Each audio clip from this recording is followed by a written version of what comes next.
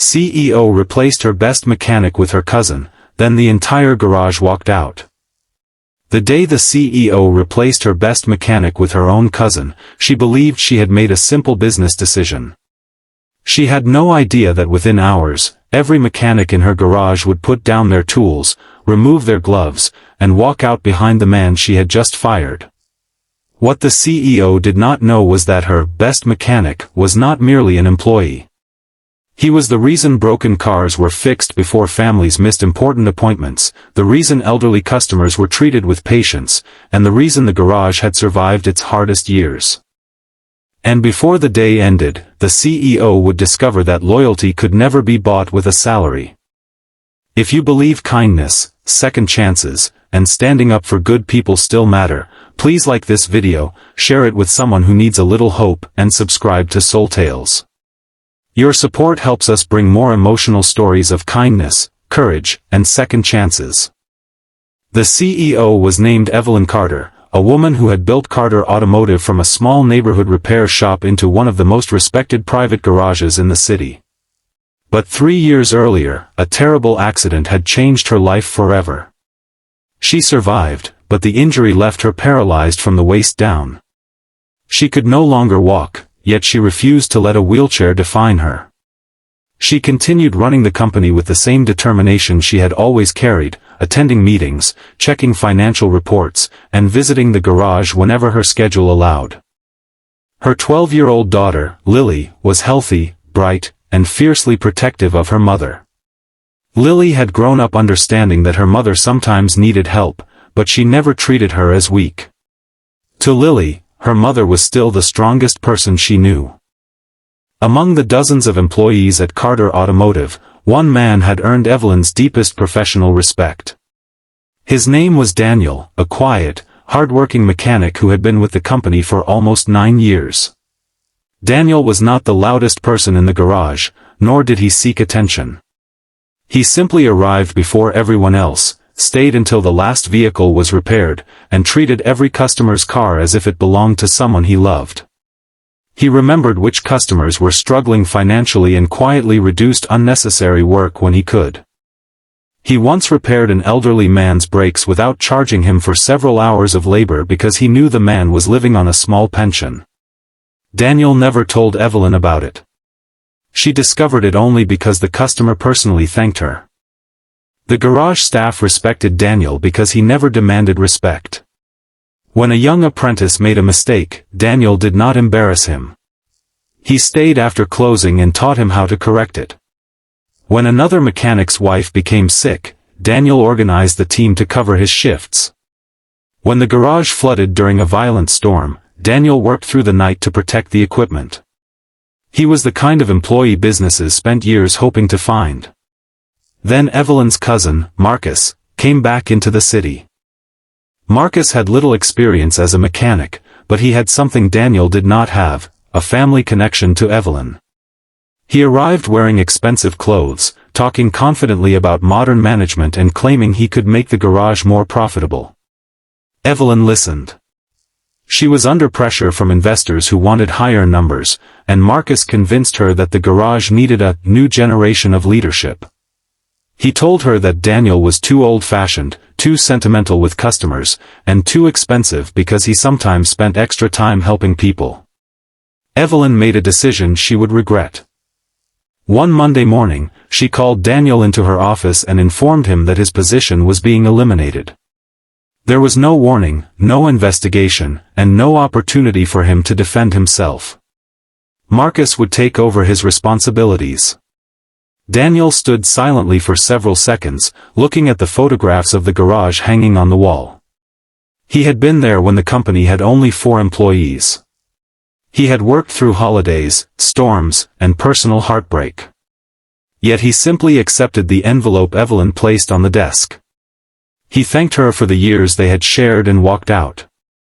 But when Daniel entered the garage, something happened that Evelyn never expected. Every mechanic stopped working. One by one, they removed their gloves. The youngest apprentice placed his tools on the workbench. The senior technician shut down the lift. The receptionist stood near the entrance with tears in her eyes. Nobody had planned it. Nobody had been ordered to do it. They simply could not accept what had happened. Within minutes, the entire garage walked out. Marcus stood alone among the silent vehicles, staring at the empty workstations. For the first time, he realized that taking someone's job was easy. Replacing what that person meant to everyone else was impossible. Evelyn learned what had happened through a frantic phone call.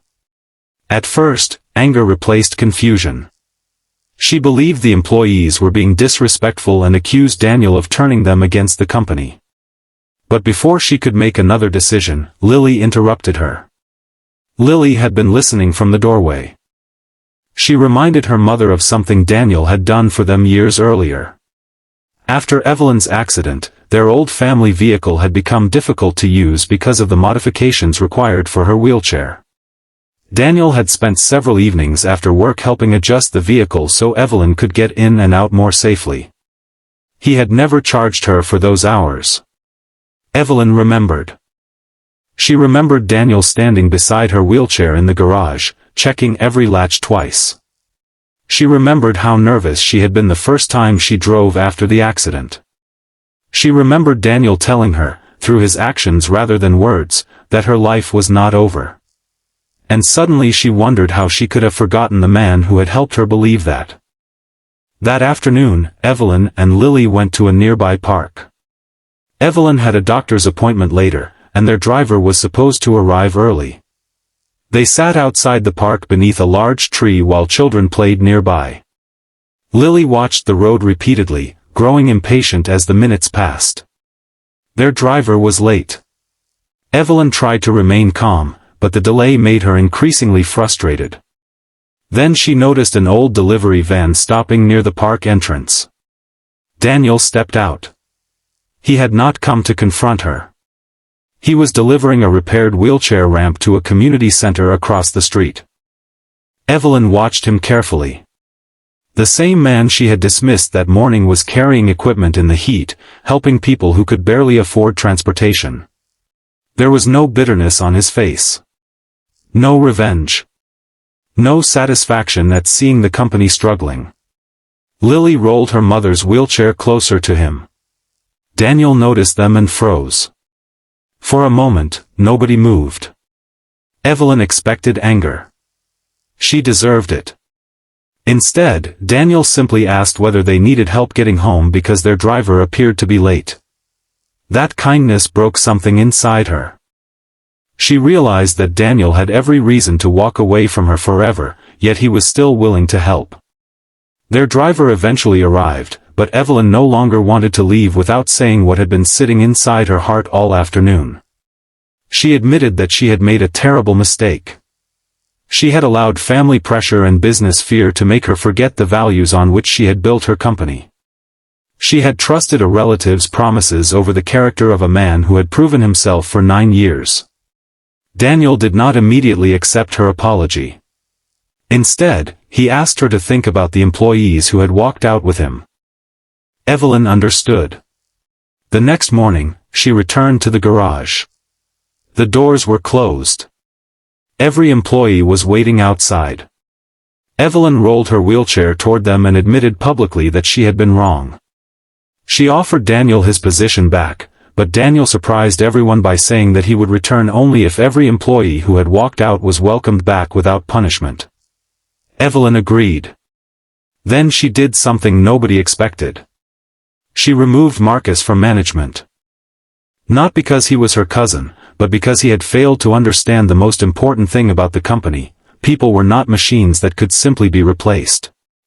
Weeks later, the garage was busier than ever. Daniel returned to his old workstation, the apprentices gathered around him again, and the familiar sound of tools filled the building. But something had changed. Evelyn began visiting the garage more often. She listened to employees instead of simply reading reports. Lily sometimes came with her after school, and she became especially close to Daniel, who treated her like a younger sister. The company eventually created a customer assistance fund in Daniel's honor, helping struggling families afford essential repairs. And Evelyn learned a lesson far more valuable than any business strategy. A company can survive losing a mechanic. But a company built on loyalty, kindness, and trust cannot survive when it forgets the people who made it strong. Sometimes the person you think is replaceable is actually the person holding everything together. And sometimes, the greatest second chance is not the one you give yourself. It is the one someone else gives you when they have every reason not to.